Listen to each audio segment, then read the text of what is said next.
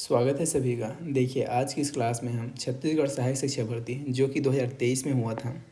छत्तीसगढ़ सहायक शिक्षक भर्ती जो 2023 में हुआ था, यहाँ से हम हिंदी के 25 क्वेश्चन देखने वाले हैं।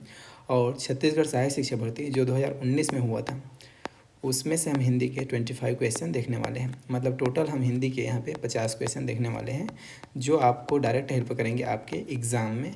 देखिए इस वीडियो को देखने के बाद आपको ये समझ में आ जाएगा कि एग्ज़ाम में क्वेश्चन आते कहाँ से और उसको सॉल्व करना कैसे है। तो इस वीडियो में हम आपको ऑफिशियल क्वेश्चन पेपर के साथ उसका ऑफिशियल आंसर बताएंगे जो व्यापम द्वारा लिया गया था, और साथ ही साथ जहाँ पे ज़रूरी होगा वहाँ पे आपको थ्योरी भी बताते चलेंगे। तो चलिए देखते हैं हिंदी के 50 मोस्ट इंपॉर्टेंट क्वेश्चन जो ऑलरेडी 2023 और 2019 में छत्तीसगढ़ सहायक शिक्षक भर्ती में पूछे जा चुके हैं। चलिए पहला क्वेश्चन आपके सामने है। देखिए क्वेश्चन में क्या पूछा गया है, शब्दों के शुद्ध उच्चारण का विकास किया जाता है। शुद्ध उच्चारण का किसके द्वारा? तो ऑप्शन आपको दिया गया है, लेखन शिक्षण या फिर श्रवण शिक्षण या फिर वाचन शिक्षण या फिर उपरोक्त में से कोई नहीं। तो देखिए सवाल में क्या पूछा गया है, सवाल में पूछा गया है शुद्ध उच्चारण। आप शुद्ध उच्चारण तब करेंगे जब आप उसको शुद्ध रूप से सुनेंगे। शुद्ध उच्चारण आप तब करेंगे जब उसको आप शुद्ध रूप से सुनेंगे। जब तक आप उसे सही से नहीं सुनेंगे तब तक उसका शुद्ध उच्चारण कर नहीं पाएंगे। तो राइट आंसर क्या हो जाएगा? श्रवण शिक्षण। ऑप्शन बी इसका करेक्ट आंसर हो जाएगा। चलिए अगला क्वेश्चन देखते हैं। क्वेश्चन नंबर 32 है, किसी कथा के अंतर्गत आने वाली कोई दूसरी कथा का वाक्यांश होगा। क्या होगा ये आपको बताना है। तो अंतर कथा होगा कि अंतर कथा होगा कि अंतः कथा होगा कि अंतर कथा होगा। तो क्या होगा आप कहेंगे, इसका राइट आंसर हो जाएगा अंतः कथा। Option C will be right answer. Option C इसका सही उत्तर हो जाएगा। चलिए अगला क्वेश्चन देखते हैं। क्वेश्चन नंबर 33, जिस वाक्य में मुख्य उद्देश्य और मुख्य विधेय के सिवा एक या अधिक समापिका क्रियाएं रहती है वह कौन सा वाक्य कहलाता है? मुख्य उद्देश्य और मुख्य विधेय के सिवा मतलब उसके अलावा एक या अधिक समापिका क्रियाएं रहती है तो वह वाक्य कौन सा कहलाता है? तो ये डेफिनेशन भी है, याद रखेंगे। ये क्या कहलाता है? तो याद रखेंगे क्या कहलाता है? मिश्र वाक्य। So simple. इस डेफिनेशन को भी आप याद रखेंगे। ये क्या कहलाता है? मिश्र वाक्य कहलाता है। किसी में दिख रहा है क्या आपको मिश्र वाक्य? तो यस, ऑप्शन सी में आपको मिश्र वाक्य दिख रहा है, जो कि इस क्वेश्चन का राइट आंसर हो जाएगा। राइट आंसर क्या हो जाएगा? ऑप्शन सी मिश्र वाक्य। चलिए अगला क्वेश्चन देखते हैं। क्वेश्चन नंबर 34 है, क्या कहता है? अनधिगत में प्रत्यय है। आपसे प्रत्यय पूछा गया है, तो प्रत्यय के बारे में कुछ चीज़ों को आप याद रखेंगे। अगर हम बात करें प्रत्यय का, तो ये कहाँ लगता है? वाक्य के लास्ट में लगता है। अगर हिंदी में इसी को कहे तो अंत में लगता है। अंत में लगता है, बाद में लगता है। तो यहाँ पे देखिए अंत में प्रत्यय आता है, और ऑप्शन में आपको क्या दिया गया है? अन दिया गया है, अन दिया गया है, अनु दिया गया है, अधि दिया गया है। जबकि इसमें प्रत्यय लास्ट में होना चाहिए, तो प्रत्यय वाला कोई भी ऑप्शन है ही नहीं, इसलिए इस क्वेश्चन को व्यापन द्वारा विलोपित किया गया था। इस क्वेश्चन को व्यापन द्वारा विलोपित किया गया था, इस बात को आप याद रखेंगे। ये विलोपित क्वेश्चन था। चलिए अगला क्वेश्चन देखते हैं। क्वेश्चन नंबर 35, हिंदी का अगला क्वेश्चन देखते हैं। Question number 35। अच्छा एक बात याद रखेंगे, अभी जो क्वेश्चन हम देख रहे हैं वो 2023 असिस्टेंट टीचर का क्वेश्चन है। 2023 में जो पेपर हुआ था असिस्टेंट टीचर का, उसमें से हिंदी का क्वेश्चन हम पहले देख रहे हैं। उसके बाद 2019 का देखेंगे असिस्टेंट टीचर का। असिस्टेंट टीचर में हिंदी के हम 25 क्वेश्चन देख रहे हैं, इसमें 25 क्वेश्चन। ठीक है, चलिए क्वेश्चन है, भाषा तत्वों का प्रवाह समान होता है। लिखना सुनना, बोलना पढ़ना, बोलना सुनना या सुनना पढ़ना। तो इसे आप लोग याद रखेंगे। भाषा तत्वों का प्रवाह समान किस में होता है? तो स्पीकिंग और रीडिंग में। किस में रहता है? स्पीकिंग और रीडिंग में। स्पीकिंग और रीडिंग किस ऑप्शन में दिख रहा है आपको? तो यस, ऑप्शन बी में दिख रहा है। देन डेफिनेटली ऑप्शन बी इसका करेक्ट आंसर हो जाएगा, बोलना पढ़ना। चलिए अगला क्वेश्चन देखते हैं। क्वेश्चन नंबर 36, महेश्वर्य शब्द का संधि विच्छेद है। महेश्वर्य का आपको संधि विच्छेद बताना है। तो क्या हो जाएगा? सो सिंपल है, महाधन ऐश्वर्य। क्या हो जाएगा? महाधन ऐश्वर्य, जो कि ऑप्शन बी में दिख रहा है। तो यस, ऑप्शन बी इसका करेक्ट आंसर हो जाएगा, महाधन ऐश्वर्य। ऑप्शन बी इसका सही उत्तर हो जाएगा। और ये कौन सा संधि का एग्जाम्पल है, ये भी आपसे पूछा जा सकता है, तो इसे आप लोग याद रखेंगे। ये वृद्धि स्वर संधि का एग्जाम्पल है। वृद्धि स्वर संधि का एग्जाम्पल, इसमें वृद्धि स्वर संधि है। क्योंकि सवाल ऐसा भी पूछा जा सकता है, तो इसे आप लोग याद रखेंगे। उसके बाद अगला क्वेश्चन है, देखिए क्वेश्चन नंबर 37। क्वेश्चन को ध्यान से पढ़िए, क्या पूछा जा रहा है। निम्नलिखित वर्णों में से किन वर्णों का उच्चारण स्थान कंठ तालव्य से होता है। कंठ तालव्य से उच्चारित होने वाले वर्ण कौन से हैं, ये आपको बताना है। तो ऑप्शन देखिए आपको दिया गया है, च और य, ड ढ, ऐ और ए और न ण। तो इसमें अगर आप ऑप्शन सी को देखेंगे, तो इसमें देखिए वर्ण दिया गया है ऐ और ए। तो ये बना कैसे है, अगर हम बात करें ऐ का, एक ही वर्ण का देख लेते हैं, ये किससे किससे मिलके बना है। तो ये बना है, याद रखेंगे, अ और ई से मिलकर बना है। अब इसमें देखिए इसका उच्चारण स्थान, अगर इसके उच्चारण स्थान को अगर आप देखेंगे तो अ का क्या होता है, अ का होता है कंठ, अ का उच्चारण स्थान होता है कंठ, और ई का उच्चारण स्थान होता है तालु, इसका उच्चारण स्थान होता है तालु। जब ये कंठ और तालु से उच्चारित होने वाले वर्णों से मिलकर बना है, तो इसका उच्चारण स्थान क्या होगा, तो आप कहेंगे इसका उच्चारण स्थान होगा कंठ तालव्य। और सवाल में पूछा ही क्या है, तो कंठ तालव्य से उच्चारित होने वाले वर्ण कौन से हैं, तो ऑप्शन सी करेक्ट हो जाएगा, ऐ और ए। So simple. चलिए अगला क्वेश्चन देखते हैं। क्वेश्चन नंबर 38 है, लोकोक्ति के प्रमुख भेद हैं। लोकोक्ति के प्रमुख भेद हैं, 4 है कि 3 है या 2 है 1 है, ये आपको बताना है। तो देखिए लोकोक्ति के भेद की अगर हम बात करें तो एक होता है तुलनात्मक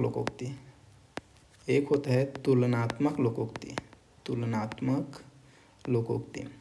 दूसरा क्या होता है, तो दूसरे को आप या तो सांस्कृतिक बोल लीजिए या ऐतिहासिक बोल लीजिए। चलिए लिख देते हैं, सांस्कृतिक या इसी को ऐतिहासिक भी बोला जाता है।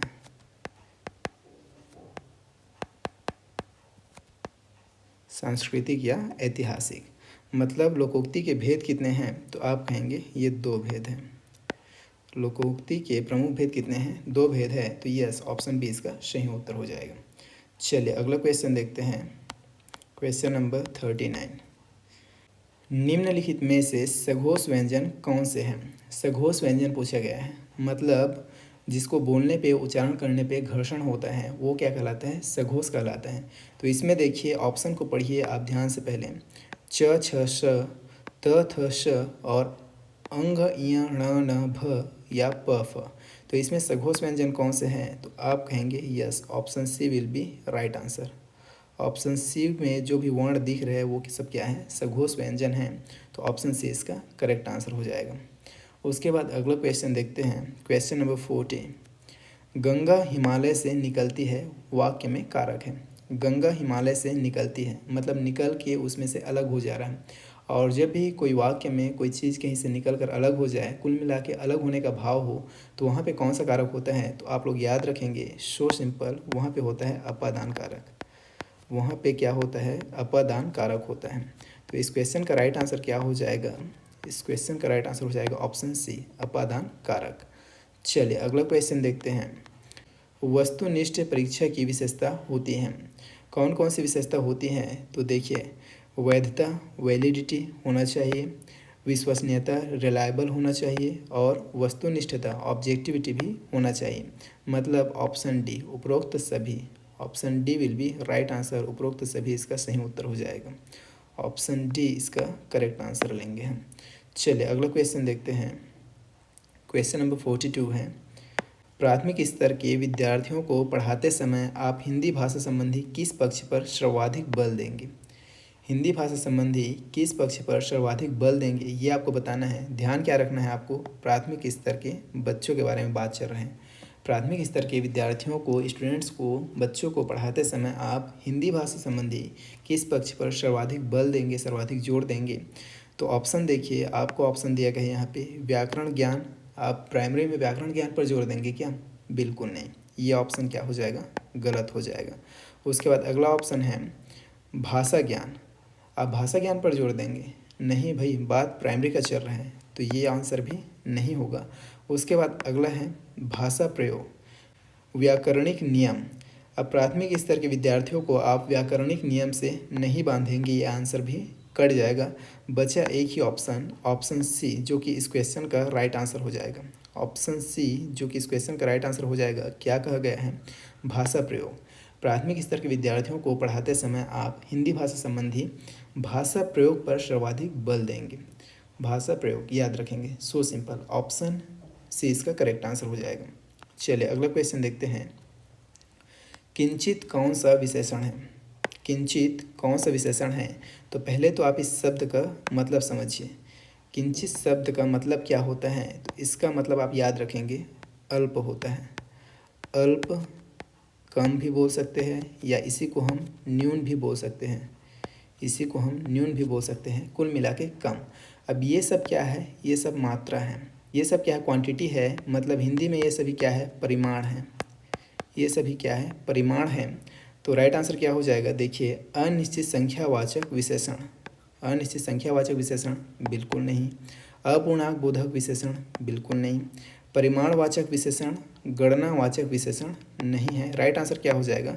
परिमाणवाचक विशेषण। हमने क्या कहा? ये सभी क्या है? परिमाण है। तो option C will be right answer. चलिए नेक्स्ट क्वेश्चन देखते हैं। Question number 44। क्वेश्चन नंबर 44 देखिए, क्वेश्चन में क्या पूछे गए हैं। लिपि का अर्थ है। लिपि का अर्थ आपसे पूछे गए हैं, क्या होता है? चलिए ऑप्शन में देखते हैं।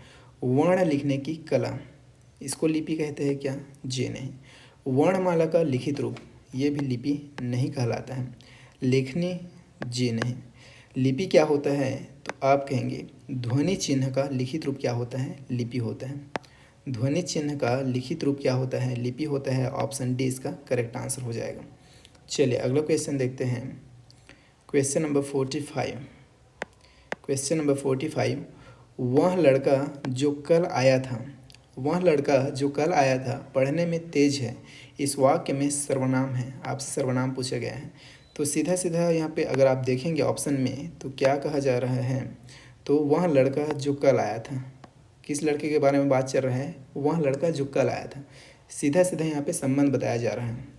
यहाँ पे क्या बताया जा रहा है? तो आप कहेंगे यहाँ पे संबंध बताया जा रहा है, यहाँ पे रिलेशन बताया जा रहा है। तो सिंपल है, क्या हो जाएगा?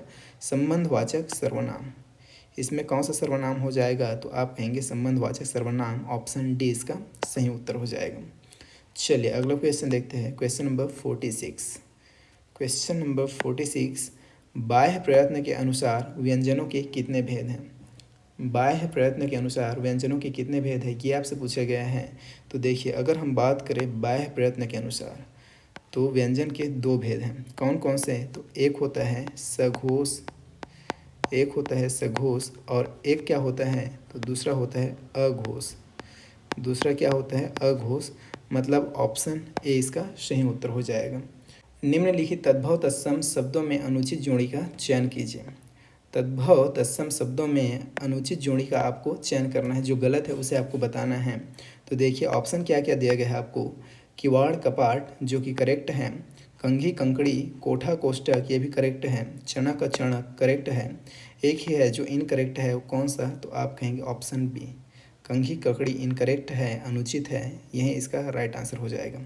कंघी ककड़ी अनुचित है, जो कि राइट आंसर हो जाएगा ऑप्शन बी। चलिए अगला क्वेश्चन देखते हैं। वाक्य के कितने आवश्यक तत्व माने गए हैं? वाक्य के कितने आवश्यक तत्व माने गए हैं? अब इस क्वेश्चन में देखिए थोड़ा सा कॉन्फ्लिक्शन है। इसको व्यापम द्वारा विलोपित किया गया है। इसको व्यापम द्वारा विलोपित किया गया है, लेकिन क्यों विलोपित किया है मुझे समझ में नहीं आया। क्योंकि देखिए अगर हम बात करें इसके आंसर का, तो वाक्य के कितने तत्व माने गए हैं? आवश्यक तत्व। चलिए उसको एक बार हम लिखते हैं। वाक्य के कितने आवश्यक तत्व माने गए हैं? तो जितने भी तत्व माने गए हैं उसको यहाँ पे हम लिख देते हैं, लिस्ट बना देते हैं आपके लिए। देखिए पहला आप याद रखेंगे सार्थकता। वाक्य के एक आवश्यक तत्व क्या होता है? सार्थकता। उसके बाद अगर हम बात करें दूसरा आवश्यक तत्व क्या हो जाएगा, तो आप कहेंगे योग्यता। दूसरा आवश्यक तत्व क्या हो जाएगा? योग्यता। उसके बाद अगर हम बात करें तीसरा आवश्यक तत्व क्या हो जाएगा, तो सो सिंपल आप याद रखेंगे आकांक्षा। क्या हो जाएगा? आकांक्षा। उसके बाद एक आवश्यक तत्व किसको माना गया है, तो आप कहेंगे निकटता। निकटता, ये त है ना, निकटता। उसके बाद पांचवा लिखते हैं, एक आवश्यक तत्व किसको माना गया है, तो पद क्रम को। पद क्रम को, और एक आवश्यक तत्व किसको माना गया है, तो अन्वय। ये 6 आवश्यक तत्व माने गए हैं। और ऑप्शन में अगर आप देखेंगे तो यहाँ पे 6 है, यहाँ पे 6 है। अब हो सकता है इसको गलत लिखा है, 6 गलत लिखा है करके इसको विलोपित किया होगा, ये मुझको नहीं पता। इसको विलोपित किया गया है, जबकि ये 6 आवश्यक तत्व माने गए हैं। सार्थकता, योग्यता, आकांक्षा, निकटता, पदक्रम और अन्वय, इसे आप लोग याद रखेंगे।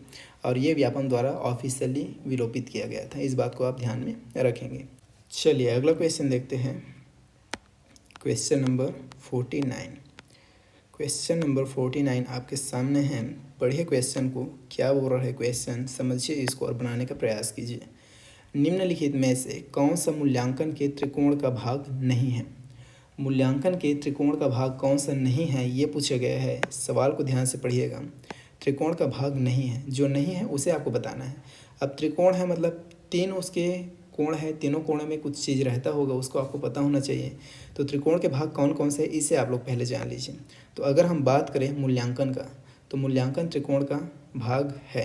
शैक्षिक उद्देश्य त्रिकोण का भाग है, और अधिगम अनुभव ये भी त्रिकोण का भाग है। लेकिन शिक्षण अनुभव, अगर हम बात करें शिक्षण अनुभव त्रिकोण का भाग नहीं है, तो यस, ऑप्शन सी इसका करेक्ट आंसर हो जाएगा। त्रिकोण का भाग नहीं है बोला गया है, तो कौन सा नहीं है, शिक्षण अनुभव। Option C will be right answer. चलिए नेक्स्ट क्वेश्चन देखते हैं। देखिए क्वेश्चन नंबर 15 है, जो कि ये भी एक विवादित क्वेश्चन है। क्वेश्चन को ध्यान से पढ़िए। निम्नलिखित वाक्यों में से अशुद्ध वाक्य का चयन कीजिए। जो अशुद्ध है उसका आपको चयन करना है। तो इसमें देखिए 4 वाक्य दिए गए हैं। पहला अगर हम बात करें तो पहला ऑप्शन है, श्याम मेरा घनिष्ठ मित्र है, जो कि एकदम करेक्ट वाक्य है, जो कि एकदम करेक्ट वाक्य है। उसके बाद अगला है, बागों में विविध रंगों के फूल थे, ये भी क्या है, तो ये भी एकदम करेक्ट है। उसके बाद अगला है, कृष्ण बंसी बजाते थे, ये भी क्या है, एकदम करेक्ट है। उसके बाद अगला है, कृपया शांत होकर बैठे रहिए, ये भी क्या है, एकदम करेक्ट है। इसीलिए इसको व्यापम द्वारा क्या किया गया था, उसका फेवरेट काम व्यापम का विलोपित करना, इसको भी क्या किया गया था, विलोपित किया गया था। चलिए अगला क्वेश्चन देखते हैं। Question number 51। लिखित अभिव्यक्ति का साधन नहीं है। लिखित अभिव्यक्ति का साधन जो नहीं है उसे आपको बताना है। देखिए नहीं है वाले सवाल को आप ध्यान से पढ़ेंगे, क्योंकि इसी में सबसे ज़्यादा मिस्टेक होता है। आपसे पूछा नहीं है करके सवाल में है, और आप जो है उसको टिक कर देंगे अगर सवाल को ध्यान से नहीं पढ़ेंगे तो। लिखित अभिव्यक्ति का साधन जो नहीं है उसे आपको बताना है। तो कौन कौन सा लिखित अभिव्यक्ति का साधन है उसे पहले देख लीजिए। अगर हम बात करें पत्र लेखन, तो इस वाक्य में ही लेखन है, तो ये लिखित अभिव्यक्ति का साधन है। निबंध लेखन, ये भी लिखित अभिव्यक्ति का साधन है। नाट्य लेखन, ये भी लिखित अभिव्यक्ति का साधन है। वाद विवाद, वाद विवाद किसी भी तरह का लिखित अभिव्यक्ति का साधन नहीं है, ये वर्बली होता है। आप वर्बली बोल के वाद विवाद करते हैं, यही क्या है, लिखित अभिव्यक्ति का साधन नहीं है। तो राइट आंसर क्या हो जाएगा, ऑप्शन डी इसका करेक्ट आंसर हो जाएगा। चलिए अगला क्वेश्चन देखते हैं।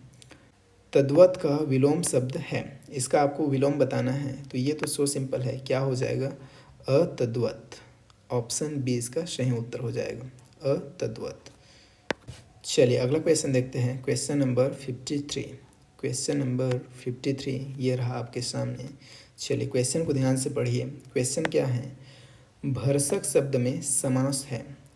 भरसक शब्द में समास है, तो इसको आप ध्यान से देखिए। ये भर क्या है, ये एक अव्यय है। ये जो भर है ये क्या है, अव्यय है। और किसी भी वाक्य किसी भी शब्द के शुरू में अगर अव्यय लगा हो, ये क्या है, अव्यय है, अव्यय।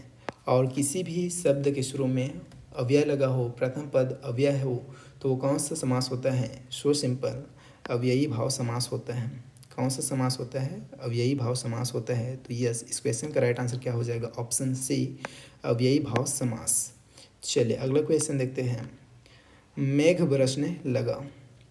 क्वेश्चन है, मेघ बरसने लगा में किस तरह की क्रिया का प्रयोग हुआ है। किस तरह की क्रिया का प्रयोग हुआ है ये आपको बताना है। तो ऑप्शन देखिए, विधिवाचक क्रिया या पूर्वकालिक क्रिया या संयुक्त क्रिया या नाम धातु क्रिया। तो ये तो एकदम सिंपल क्वेश्चन है। अब इसमें 2 क्रियाएं हैं। पहला क्रिया कौन सा है, पहला क्रिया कौन सा है, तो बरसने, पहला क्रिया कौन सा है? बरसने, ये पहला क्रिया हो गया। दूसरा क्रिया क्या है? लगा। दूसरा क्रिया क्या है? लगा। अब जब दो क्रियाएं हो एक वाक्य में तो कौन सा क्रिया होगा, वो कौन सी क्रिया का प्रयोग हुआ है बोलेंगे? तो आप बोलेंगे संयुक्त क्रिया का प्रयोग हुआ है। संयुक्त क्रिया, सो सिंपल, ऑप्शन सी इसका सही उत्तर हो जाएगा, संयुक्त क्रिया। चलिए अगला क्वेश्चन देखते हैं, जो कि 2023 में असिस्टेंट टीचर में हिंदी में पूछा गया लास्ट क्वेश्चन है। उसके बाद हम 2019 में हिंदी के पूछे गए 25 क्वेश्चन देखेंगे इसी वीडियो में। देखिए क्वेश्चन है, कलेजा फटना इस मुहावरे का अर्थ होगा। कलेजा फटना इस मुहावरे का अर्थ क्या है, ये आपको बताना है। देखिए, पत्थर दिल होना, पहला ऑप्शन है पत्थर दिल होना, दूसरा है दुखी होना, तीसरा है दुख से पीड़ित होना, चौथा है दिल की बात कहना। तो इसका राइट आंसर क्या हो जाएगा? ऑप्शन बी, दुखी होना। कलेजा फटना इस मुहावरे का राइट आंसर क्या हो जाएगा? तो दुखी होना, ऑप्शन बी इसका सही उत्तर हो जाएगा। तो देखिए अभी तक हमने हिंदी के 25 क्वेश्चन देख लिए, जो ऑलरेडी छत्तीसगढ़ के असिस्टेंट टीचर 2023 का जो एग्ज़ाम हुआ था, छत्तीसगढ़ असिस्टेंट टीचर 2023 का एग्ज़ाम हुआ था, उसमें पूछे गए 25 क्वेश्चन थे। तो आई होप ये सभी क्वेश्चन आपको अच्छे से समझ में आया होगा। चलिए अब आगे देखते हैं, असिस्टेंट टीचर 2019 में हिंदी के पूछे गए 25 क्वेश्चन। चलिए अब यहाँ पे हम असिस्टेंट टीचर 2019 के हिंदी के 25 क्वेश्चन देखने वाले हैं, सामान्य हिंदी के 25 क्वेश्चन जो 2019 में ऑफिशियली सीजी व्यापमं द्वारा पूछे गए थे। तो ये सभी क्वेश्चन आपके लिए बेहद इंपॉर्टेंट होने वाले हैं, तो वीडियो को पूरा देखिए और समझिए चीज़ों को। डेफिनेटली ये सभी चीज़ें आपको हेल्प करेंगे आपके एग्ज़ाम में। चलिए पहला क्वेश्चन देखते हैं यहाँ से। पहला क्वेश्चन आपके सामने है, निम्नांकित में से संबंधवाचक सर्वनाम शब्द का चयन कीजिए। जो संबंधवाचक सर्वनाम है उसको आपको चुनना है इन चारों विकल्प में से। तो ये तो एकदम इजी है, संबंधवाचक सर्वनाम कौन सा है उसे आपको पहचानना बस तो है। तो देखिए, सो, कुछ, जो, या, तो इसमें संबंधवाचक सर्वनाम कौन सा है? जो, ऑप्शन सी इसका करेक्ट आंसर हो जाएगा। ये तो एकदम सिंपल है, आई होप आप सभी लोग इसको जानते हैं। चलिए अगला क्वेश्चन देखते हैं, नीचे दिए गए शब्दों में परिमाण बोधक विशेषण का प्रयोग किस विकल्प में हुआ है, ये आपको बताना है। परिमाण बोधक मतलब जो क्वांटिटी को बताएं, परिमाण बोधक इसका मतलब क्या हुआ? जो क्वांटिटी को बताएं, जो मात्रा को बताएं, उसको आपको बताना है। सो सिंपल, बहुत आदमी, बहुत दूध, बहुतेरे उपाय, पूरे टुकड़े। तो देखिए बहुत दूध, इसमें अगर आप ऑप्शन बी को देखेंगे तो बहुत दूध ये कैसा है? तो ये परिमाण बोधक विशेषण वाला वाक्य है, परिमाण बोधक विशेषण वाला शब्द है, जिसमें बहुत का प्रयोग किसके लिए हुआ है? दूध के लिए हुआ है। तो ये क्वांटिटी को बता रहा है, परिमाण को बता रहा है, तो ऑप्शन बी इसका करेक्ट आंसर हो जाएगा। So easy. चलिए अगला क्वेश्चन देखते हैं, जो कि बेहद इजी क्वेश्चन है। उच्चारण के कालमान के अनुसार हिंदी में स्वरों के कितने भेद हैं? तो देखिए उच्चारण के कालमान के अनुसार अगर हम बात करें तो एक होता है ह्रस्व स्वर, एक क्या होता है? ह्रस्व स्वर, और एक क्या होता है? तो दूसरा होता है दीर्घ स्वर, मतलब दो भेद। ऑप्शन ए इसका सही उत्तर हो जाएगा। चलिए अगला क्वेश्चन देखते हैं। अगला क्वेश्चन जो कि आपके सामने है, घड़ों पानी पड़ना मुहावरे का अर्थ है। घड़ों पानी पड़ना इस मुहावरे का आपको अर्थ बताना है, तो क्या होगा? देखिए, तुच्छ समझना होगा, या लज्जित होना होगा, या नुकसान होना, या थकावट होना। सो सिंपल, क्या हो जाएगा? लज्जित होना। घड़ों पानी पड़ना मतलब क्या हो जाएगा? लज्जित होना। ऑप्शन बी इसका सही उत्तर हो जाएगा, लज्जित होना। चलिए अगला क्वेश्चन देखते हैं। क्वेश्चन नंबर 35, नीचे दिए गए शब्दों के आगे संधि विच्छेद दिए गए हैं, इनमें से किस शब्द का संधि विच्छेद सही नहीं है? जो सही नहीं है उसे आपको बताना है, जो सही नहीं है उसे आपको बताना है। मतलब कौन कौन सा सही है देख लेते हैं पहले। तो अगर हम पहला ऑप्शन को देखें तो निरोग, निरोग का संधि विच्छेद एकदम करेक्ट है। उसके बाद अगर हम अगला देखें, अहोरात्र, अरात्र, उसके बाद अगला है महच्छत्र, तो महच्छत्र ये भी एकदम करेक्ट है। तेजोपुंज का तेजपुंज ये भी एकदम करेक्ट हो जाएगा। लेकिन अहोरात्र का अगर आप देखेंगे तो संधि विच्छेद गलत दिया गया है, अहोरात्र का संधि विच्छेद इसमें गलत दिया गया है, तो ऑप्शन बी इसका करेक्ट आंसर हो जाएगा, ऑप्शन बी इसका करेक्ट आंसर हो जाएगा। चलिए अगला क्वेश्चन देखते हैं। फिर है क्वेश्चन नंबर 36, निम्नलिखित में सुरभि शब्द का सही पर्यायवाची शब्द चुनिए। सुरभि शब्द का आपको सही पर्यायवाची शब्द चुनना है। चार ऑप्शन आपके सामने हैं, देखिए। पहला है शकुंत, दूसरा है द्विरद, तीसरा है पार्थिन, चौथा है पृथ्वी। तो सुरभि का सही पर्यायवाची क्या होगा? तो सो सिंपल, पृथ्वी। Option D will be right answer. पृथ्वी सुरभि का पर्यायवाची है। चलिए अगला क्वेश्चन देखते हैं। Question number 37। निम्नांकित समासिक शब्दों में अव्ययी भाव समासिक शब्द नहीं है। जो अव्ययी भाव समासिक शब्द नहीं है उसे आपको बताना है। तो यहाँ पे देखिए, अगर आप बे खटके को देखेंगे तो यहाँ पे बे अव्यय है, उसके बाद या अव्यय है, उसके बाद नि अव्यय है, लेकिन दस्तकारी में किसी भी प्रकार का कोई अव्यय नहीं है। तो अव्ययी भाव समास का पहचान ही है कि उस शब्द के शुरू में अव्यय होता है। तो इसमें अव्यय नहीं है, तो राइट आंसर क्या हो जाएगा? डेफिनेटली ऑप्शन सी इसका सही उत्तर हो जाएगा, दस्तकारी। चलिए अगला क्वेश्चन देखते हैं। Question number 38। Question number 38। व्याकरणिक अनुरूपता को कहते हैं। व्याकरणिक अनुरूपता को कहते हैं, क्या कहते हैं ये आपको बताना है। तो सिंपल याद रखेंगे, व्याकरणिक अनुरूपता को क्या कहा जाता है? अन्वय कहा जाता है, अन्वय। ऑप्शन बी इसका सही उत्तर हो जाएगा। चलिए अगला क्वेश्चन देखते हैं। निम्नांकित में कौन सा शब्द पुल्लिंग सूचक है? कौन सा शब्द पुल्लिंग है उसे आपको बताना है। तो इसमें देखिए, सभी ऑप्शन में आइडेंटिफाई करने का प्रयास करते हैं। पहला ऑप्शन है चील। तो चील क्या है? तो आप कहेंगे ये तो स्त्रीलिंग है। ये क्या है? स्त्रीलिंग है। उसके बाद सवारी भी कैसा है? तो ये भी स्त्रीलिंग है, सवारी भी स्त्रीलिंग है। उसके बाद गिलहरी भी स्त्रीलिंग है, गिलहरी भी स्त्रीलिंग है। बचा एक ही option, option B. Option B क्या है? पुल्लिंग है। ऑप्शन बी में क्या दिया गया है? जौ दिया गया है, जो कि पुल्लिंग है। तो सही उत्तर क्या हो जाएगा? Option B. जौ कैसा शब्द है? तो ये एक पुल्लिंग शब्द है। Option B will be right answer. चलिए अगला क्वेश्चन देखते हैं।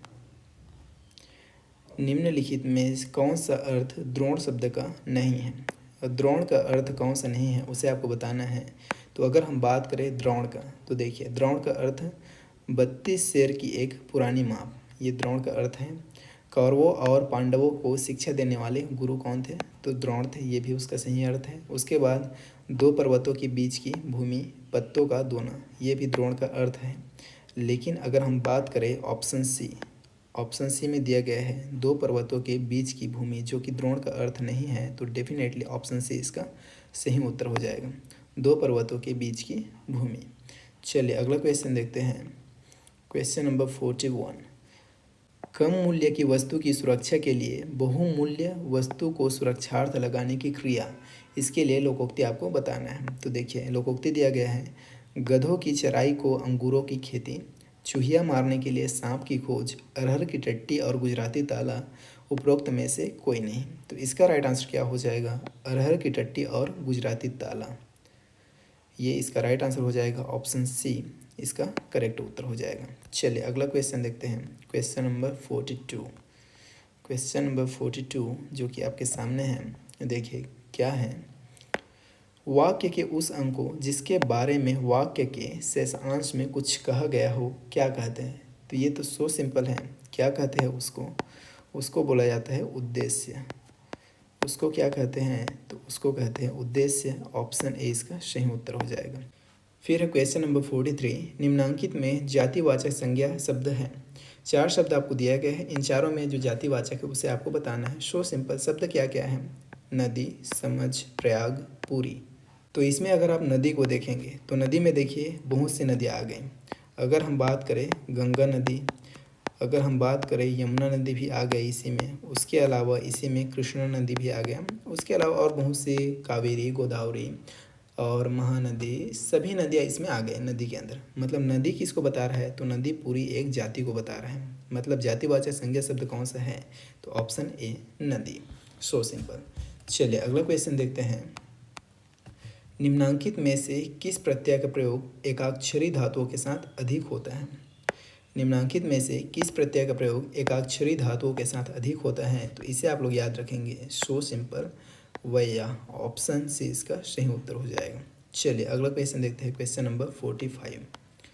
क्वेश्चन नंबर 45 जो कि आपके सामने है, देखिए क्या दिया गया है क्वेश्चन में। स्रोत के आधार पर दिवट शब्द किसके अंतर्गत आता है? स्रोत के आधार पर दिवट शब्द किसके अंतर्गत आता है?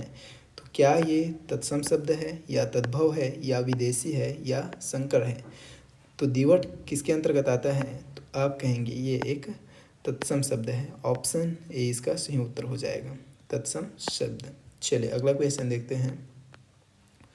निम्नलिखित में से हिंदी उपसर्ग हैं। 4 उपसर्ग के एग्जाम्पल आपको दिए गए हैं। इन चारों में से कौन सा हिंदी का उपसर्ग है उसे आपको बताना है। एकदम सिंपल सवाल। तो इसमें देखिए, दर हिंदी का उपसर्ग बिल्कुल नहीं है।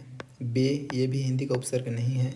गैर ये भी हिंदी का उपसर्ग नहीं है। अगर हम बात करें औ का, तो ये किसका उपसर्ग है? तो सिंपल है, ये हिंदी का उपसर्ग है। ऑप्शन डी इसका सही उत्तर हो जाएगा। चलिए उसके बाद अगला क्वेश्चन देखते हैं। Question number 47।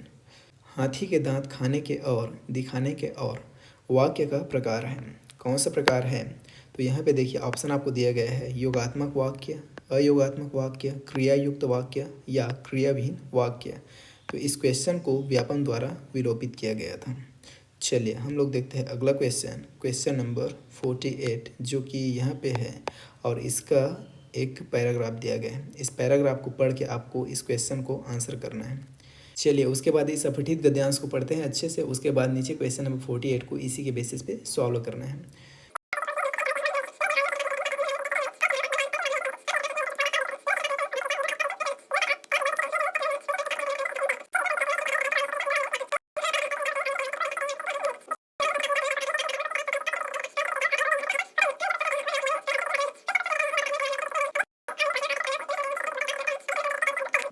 चलिए उसके बाद देखते हैं क्वेश्चन नंबर 48। हमारे चेतन चित्त के विचारों और कार्यों को हमारी चिंतन पद्धति रूप दे रही है, हमारी भावनाएं रूप दे रही है, हमारे अवचेतन चित्त की शक्तिशाली सत्ता ही रूप देती है, हमारा चेतन चित्त रूप दे रहा है। अब इसका आंसर आपको कहाँ मिलेगा? तो थोड़ा सा ऊपर अगर आप आएंगे और इस पैराग्राफ में देखेंगे, थोड़ा सा ऊपर आके इस पैराग्राफ में देखेंगे तो आपको ये आंसर कहाँ पे मिलेगा? तो यहाँ पे देखिए, वह कुछ इस प्रकार सोचता है कि अब चेतन चित्त की शक्तिशाली सत्ता हमारे चेतन चित्त के विचारों और कार्यों को रूप दे रही है। मतलब इस क्वेश्चन का राइट आंसर क्या हो जाएगा? तो आप कहेंगे so simple, option C will be right answer. Option C इसका सही उत्तर हो जाएगा। चलिए अगला क्वेश्चन देखते हैं। Question number 49। क्वेश्चन नंबर 49 देखिए क्या कहता है, ध्यान से पढ़िए।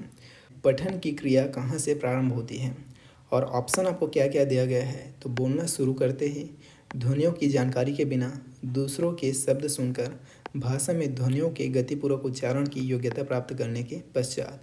तो अगर आप देखेंगे तो बोलना शुरू करते ही ये आंसर तो नहीं हो सकता। ध्वनियों के जानकारी के बिना ये आंसर भी हो ही नहीं सकता। दूसरों के शब्द सुनकर अच्छी बात है, लेकिन सबसे सही और अप्रोप्रिएट राइट आंसर क्या हो जाएगा? तो ऑप्शन डी, भाषा में ध्वनियों के गतिपूर्वक उच्चारण की योग्यता प्राप्त करने के पश्चात पठन की क्रिया प्रारंभ होती है। ऑप्शन डी इसका सही उत्तर हो जाएगा। चलिए अगला क्वेश्चन देखते हैं। निम्न में से कौन सी अवस्था बालकों में उत्तरकालीन भाषा विकास की अवस्था नहीं है? सवाल में नहीं है पूछा गया है। बालकों में उत्तरकालीन भाषा विकास की अवस्था कौन सी नहीं है ये आपको बताना है। उसके लिए हम ये जान लेते हैं कि कौन कौन सा बालकों में उत्तरकालीन भाषा विकास की अवस्था है। तो दूसरों की भाषा को समझना ये तो उसकी अवस्था है। विस्फोटक ध्वनियाँ, शब्दावली का निर्माण करना ये भी है, उच्चारण भी है। एक ही ऑप्शन है जो कि नहीं है, और विस्फोटक ध्वनियाँ। ऑप्शन बी इसका करेक्ट आंसर हो जाएगा। सवाल में पूछा ही नहीं है, इसीलिए जो नहीं है वही सही है। ऑप्शन बी इसका सही उत्तर हो जाएगा, विस्फोटक ध्वनियाँ। चलिए अगला क्वेश्चन देखते हैं। बच्चा भाषा तभी सीखता है, बच्चा भाषा तभी सीखता है जब वह सक्रिय हो, जब उसमें समझ ना हो, जब उसमें कोई विकार हो, जब वह निष्क्रिय हो। तो देखिए, जब वह निष्क्रिय हो तो क्या ही सीख पाएगा, जब उसमें समझ ना हो तो क्या सीखेगा, जब उसमें कोई विकार हो तो कहाँ सीख पाएगा। एक ही ऑप्शन बचता है जो कि है ऑप्शन ए, बच्चा भाषा तभी सीखता है जब वह सक्रिय हो। ऑप्शन ए इसका सही उत्तर हो जाएगा। मूल्यांकन में क्या किया जाता है? तो पहला ऑप्शन है बच्चों को लिखना सिखाया जाता है, जी नहीं। अगला ऑप्शन है बच्चों को पर्यावरण की शिक्षा दी जाती है मूल्यांकन में, जी नहीं। अगला ऑप्शन है बच्चों की सफलता का सही अनुमान लगाने का प्रयत्न किया जाता है, करेक्ट लग रहा है। अगला ऑप्शन है उपरोक्त में से कोई नहीं। उपरोक्त में से कोई नहीं क्यों होगा जब ऑप्शन सी यहाँ मौजूद है। ऑप्शन सी इसका करेक्ट आंसर हो जाएगा। मूल्यांकन में क्या किया जाता है? तो बच्चों की सफलता का सही अनुमान लगाने का प्रयत्न किया जाता है।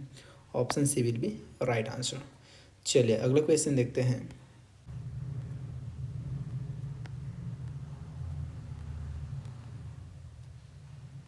फिर है question number 53। Very very most important question, very most important question. अब ऐसा मैं क्यों कह रहा हूँ, ऐसा मैं क्यों कह रहा हूँ, चलिए मैं आपको बताता हूँ। ये जो क्वेश्चन है, ये क्वेश्चन 2019 का जो असिस्टेंट टीचर का वैकेंसी आया था उसमें ये क्वेश्चन 4 बार पूछा गया है। 4 से 5 बार ये क्वेश्चन पूछा गया है। तो सोचिए कितने इंपॉर्टेंट क्वेश्चन है, और ये आपको पता होना ही चाहिए। डिफरेंट डिफरेंट टीचिंग एग्जाम्स में अक्सर ये क्वेश्चन पूछा जाता है। क्वेश्चन क्या है, भाषा सीखने के प्रकृति रूप में स्वाभाविक क्रम होगा। क्रम आपसे पूछा गया है, तो इसे आप लोग इंग्लिश में आसानी से याद रख सकते हैं।